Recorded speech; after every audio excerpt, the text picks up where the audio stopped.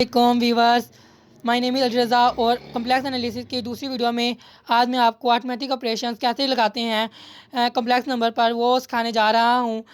ठीक है। आज मैं आपको डिटेल में बताऊँगा कि अरिथमेटिक ऑपरेशंस होते क्या हैं और उसके बाद इनको कैसे अप्लाई किया जा सकता है कम्प्लेक्स नंबर पर। अगर आपको वीडियो अच्छी लगे तो आपको ये वीडियो को लाइक कर सकते हैं, चैनल को सब्सक्राइब कर सकते हैं और बेल आइकन को दबाना ना भूलिएगा। ठीक है। तो मेरे पास अरिथमेटिक ऑपरेशन जो होते हैं वो फर्स्ट ऑफ और फोर किस्म के होते हैं। जो मैथमेटिक में ऑपरेशन हम यूज़ कर रहे होते हैं बेसिकली तौर पर प्लस माइनस, ज़रब और तकसीम। ठीक है। ये जो मेरे पास होते हैं ये अरिथमेटिक ऑपरेशंस कहलाते हैं। ठीक है। तो मैंने अब लेट दो जो हैं कम्प्लेक्स नंबर ले लिए हैं अपनी तरफ से। जो Z1 मैंने पहला कम्प्लेक्स नंबर लिया है वो A1 प्लस B1 अयोटा है। दूसरा complex number A2 plus B2 aorta है। ठीक है। पहले मैं इन दोनों को ऐड करूँगा। कैसे ऐड करना है ये ज़रा देखिएगा पूरे तरीके से। Z1 प्लस Z2, Z1 की पहले वैल्यू लिखी, प्लस साइन लिखा, फिर Z2 की वैल्यू लिखी। ठीक है। मैंने उसके बाद क्या किया, A1 जो पहला एलिमेंट है पहले ऑर्डर पेयर का, उसको दूसरे ऑर्डर पेयर के पहले एलिमेंट के साथ ऐड किया। A1 प्लस A2 आ गया, प्लस दूसरा एलिमेंट पहले ऑर्डर पेयर का प्लस मैंने किया दूसरे ऑर्डर पेयर के दूसरे एलिमेंट के साथ। ठीक है। तो मेरे पास B1 iota plus B2 iota आ गया। ठीक है। A1 प्लस A2 ले लिया मैंने, अयोटा इन दोनों में कॉमन आता है, अयोटा आ गया। ठीक है। B1 plus B2। अब मैं सब्ट्रैक्शन करने जा रहा हूँ, तफरीक कैसे हो रही होती है। तो Z1 माइनस Z2, Z1 की पहले वैल्यू मैंने लिखी कि A1 plus B aorta B1 iota. ठीक है। फिर माइनस लिख कर Z2 की वैल्यू लिखी A2 प्लस B2 अयोटा लिख किया। ठीक है। फिर पहला एलिमेंट मैंने लिया पहले ऑर्डर पेयर का, यानी रियल पार्ट्स है। ठीक है।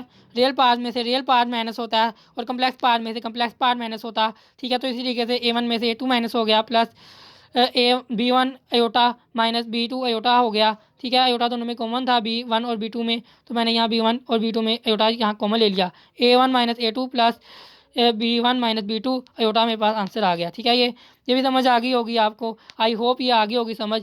ठीक है। और अब मैं इन दोनों को मल्टीप्लिकेशन कैसे करनी है ये समझाता हूँ। Z1 और Z2 का मल्टीप्लिकेशन कैसे करनी है। तो मैंने पहले Z1 लिखा, फिर डॉट की जगह लगाने की जरूरत नहीं होती क्योंकि दोनों मल्टीप्लाई कर रहा है तो मल्टीप्लाई हो रहा है दोनों। ठीक है। A1 plus B1 aorta multiply हो रहा है A2 प्लस B2 अयोटा। ठीक है। पहले को मैंने क्या किया है, इसको मल्टीप्लाई किया है इससे। ठीक है। फिर इसको मल्टीप्लाई किया है इससे, फिर दूसरे एलिमेंट के दूसरे पेयर को पहले एलिमेंट के दूसरे पेयर से मैंने किया, फिर पहले एलिमेंट के दूसरे पेयर को मल्टीप्लाई किया दूसरे एलिमेंट के दूसरे पेयर से। ठीक है। जैसे मल्टीप्लाई करते हुए आपको मैंने निशानात से दिखाया हुआ है कि कैसे कैसे मैं मल्टीप्लाई कर रहा हूँ। A1 को A2 से मल्टीप्लाई किया, A1 A2 आ गया। ठीक है। प्लस A1 को मैंने मल्टीप्लाई किया B2 अयोटा से, A1 B2 अयोटा आ गया। प्लस मैंने अब मल्टीप्लाई किया B1 अयोटा को A2 से, तो मेरे पास आ गया 8। तो B1 B2 अयोटा का स्केयर आ गया। ठीक है। उसके बाद अयोटा का स्केयर होता है -1 के इक्वल, जैसा कि आप 9वीं क्लास में पढ़े होते हैं। अयोटा होता है -1 के जदर के इक्वल और अयोटा का स्केयर होता है -1। ठीक है। तो मैंने अयोटा का स्केयर की जगह -1 पुट कर देना अगले स्टेप में। तो मेरे पास आ गया A1 A2 plus A1 B2 iota plus A2 B1 iota plus B1 B2 multiply खा रहा है -1 से। ठीक है। तो B1 B2 के साथ माइनस साइन आ जाएगा अगले में स्टेप में। देखिए A1 A2 plus A1 B2 iota plus A2 B1 iota minus B1 B2। ठीक है। अब मैं क्या करता हूँ, रियल पार्ट को अलग लिख लेता हूँ, कम्प्लेक्स पार्ट को अलग लिख लेता हूँ। ठीक है। पहले मैंने रियल पार्ट लिख लिया A1 A2 minus B1 B2 plus A1 B2 iota plus A2 B1 iota. ठीक है। उसके बाद मैं क्या कर रहा हूँ, मुझे पता है कि जो कम्प्लेक्स पार्ट है उसमें अयोटा कॉमन आ रहा होता है, तो मैंने अयोटा जो है कॉमन ले लिया आगे में अगले स्टेप में। ठीक है। A1 A2 minus B1 B2 plus iota common ले लिया A1 B2 plus A2 B1। ठीक है। ये मेरे पास इसका भी सोल्यूशन हो गया। अब मेरे पास जो आखिरी काम रह गया है वो डिवीज़न वाला, कि डिवीज़न वाला किस तरीके से होता है। ये बहुत इंपॉर्टेंट है, पेपर में भी आ सकता है। डिवीज़न वाला जो स्टेप्स है ये बहुत अच्छा तरीके से करिएगा। ठीक है। Z1 की वैल्यू है A1 प्लस अयोटा B, तो Z2 की वैल्यू थी A2 प्लस अयोटा B, मैंने लिख दिया पहले। ठीक है। उसके बाद नीचे वाला जो है A2 प्लस अयोटा B, इसका कॉन्जुगेट मैंने लिया जो कि होगा A2 माइनस अयोटा B2। ठीक है। उसके मैंने इसे ज़रब दी और उसे भी मैंने डिवाइड किया, देखिए ज़रा। ठीक है। ज़रब दी और डिवाइड किया, उसके बाद क्या होगा। ठीक है।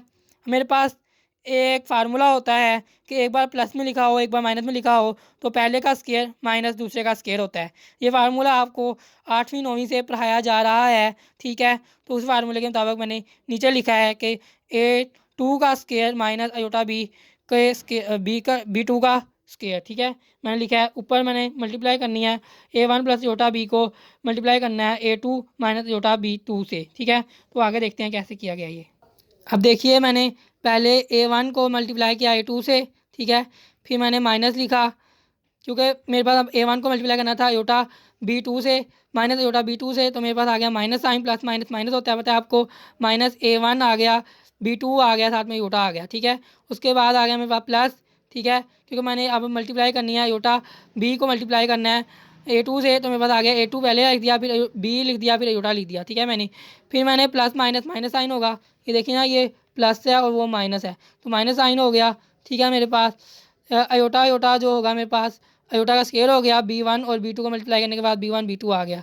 ठीक है मेरे पास, तो मैंने उसी तरीके लिखा हुआ A का स्केयर माइनस अयोटा का स्केयर बनना था। ठीक है, अयोटा का स्केयर मेरे पास -1 होता है। ठीक है, -1 लिखा है, ये B2 का स्केयर लिखा है।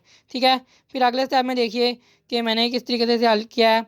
A1 A2 minus A1 B2 iota plus A2 B iota minus -1 लिखा है B1 B2 over A square का स्केयर प्लस B स्केयर का स्केयर। ठीक है, उसके बाद अगले स्टेप में देखिए A1 A2 minus A1 B2 iota plus A2 B1 iota plus B1 B2 कैसे आया, माइनस माइनस जो था इधर 1 हो गया, प्लस का 1 को मल्टीप्लाई किया B1 B2 से, तो B1 और B2 आ गया अकेला। ठीक है, और आ गया A2 का स्केयर प्लस B2 का स्केयर। अब आया दिखाओ इधर, देखें ये क्या किया मैंने, माइनस और माइनस जब इधर तरफ खाई, ये दोनों माइनस और minus minus minus plus plus का हो गया, तो मेरे पास A2 का स्केयर प्लस B2 का स्केयर आ गया। ठीक है, तो अगले स्टेप में मेरे पास ठीक है मैंने लिख दिया A1 A2 plus B1 B2 plus A2 B1 iota minus A1 B2 iota. ठीक है, अब अयोटा मैं कॉमन ले लूँगा अगले स्टेप में। ठीक है, A1 A2 plus B1 B2 plus iota common ले लिया। ठीक है, A2 B1 minus A1 A2। ठीक है, ओवर A2 का स्केयर प्लस B2 का स्केयर। ठीक है, ये मेरे पास आ गया। ठीक है, उसके बाद मैंने क्या किया, मैंने रियल पार्ट अलग लिख लिया। ठीक है, रियल पार्ट में भी ये डिवाइड हो रहा है और कम्प्लेक्स में भी डिवाइड हो रहा है क्योंकि दरम्यान में जमा है, तो मैंने रियल पार्ट अलग लिख लिया A1 A2 plus B1 B2 over A square का स्केयर A2 का स्केयर प्लस B2 का स्केयर प्लस कम्प्लेक्स पार्ट अलग लिख लिया A2 B1 minus A1 B2 over A aorta साथ लिखा साथ में ओवर A2 का स्केयर प्लस B2 का स्केयर। ठीक है, अब मैं समरी बताता हूँ कि मैंने एडिशन सब्ट्रैक्शन मल्टीप्लिकेशन और ये कहते हैं डिवीज़न कैसे की। एडिशन के लिए मैंने पहले दो ये कहते हैं कॉम्प्लेक्स नंबर ले लिए, उसके बाद मैंने फर्स्ट जो ये कहते हैं ऑर्डर पेयर था उसको पहले एलिमेंट को मैंने जमा किया सेकंड ऑर्डर पेयर के फर्स्ट एलिमेंट के साथ। ठीक है, दूसरे पहले ऑर्डर पेयर के दूसरे एलिमेंट को दूसरे ऑर्डर पेयर के दूसरे एलिमेंट के साथ ऐड किया मैंने। इसी तरीके से सब्ट्रैक्शन की मैंने बिल्कुल सेम तरीके से। ठीक है, यानी मैंने रियल पार्ट को रियल पार्ट के अंदर जमा किया और कम्प्लेक्स पार्ट को कम्प्लेक्स पार्ट में जमा किया। इसी तरीके से सब्ट्रैक्शन में भी मैंने रियल पार्ट को रियल पार्ट के साथ ऐड किया सब्ट्रैक्ट किया और कम्प्लेक्स पार्ट को कम्प्लेक्स पार्ट के साथ सब्ट्रैक्ट किया। एडिशन और सब्ट्रैक्शन मैंने इकट्ठी समरी बता दी है और अब मैं समरी बताऊंगा आपको कि मैंने मल्टीप्लिकेशन कैसे की। मल्टीप्लिकेशन में मैंने क्या किया, मैंने रियल पार्ट्स के जो रियल पार्ट्स है उसको मैंने रियल पार्ट से पहले मल्टीप्लाई किया, फिर रियल पार्ट्स को मैंने कम्प्लेक्स पार्ट से मल्टीप्लाई किया, फिर कम्प्लेक्स को रियल से मल्टीप्लाई किया, फिर कम्प्लेक्स को कम्प्लेक्स से मल्टीप्लाई किया।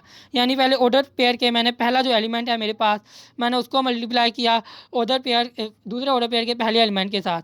ऑर्डर पेयर के पहले एलिमेंट को मैंने मल्टीप्लाई किया दूसरे ऑर्डर पेयर के दूसरे एलिमेंट के साथ। ऑर्डर पेयर के दूसरे एलिमेंट के साथ मल्टीप्लाई किया दूसरे ऑर्डर पेयर के पहले एलिमेंट के साथ। ऑर्डर पेयर का दूसरे एलिमेंट को मल्टीप्लाई किया दूसरे ऑर्डर पेयर के दूसरे एलिमेंट के साथ। ठीक है, उसके बाद मैंने जब डिवीज़न की, डिवीज़न के अंदर मैंने क्या किया, पहले मैंने दो कम्प्लेक्स नंबर को डिवीज़न में लिख लिया, उसके बाद मैंने नीचे वाले को जो मेरे पास कॉन्जुगेट था उसे ज़रब दी। ठीक है, उसके बाद मैंने इनको ज़रब देकर नीचे को फार्मूला बन रहा उसको लिखा के मैंने इसको आखिर तक कर दिया। ठीक है, आपको पता चल गया है सही तरीके से। अगर मेरी वीडियो अच्छी लगी हो तो वीडियो को लाइक कीजिएगा, चैनल को सब्सक्राइब कीजिएगा ताकि मेरी जो आने वाली वीडियो है वो आप तक सबसे पहले पहुंच सके। अल्लाह हाफिज़, टेक केयर, गुड बाय।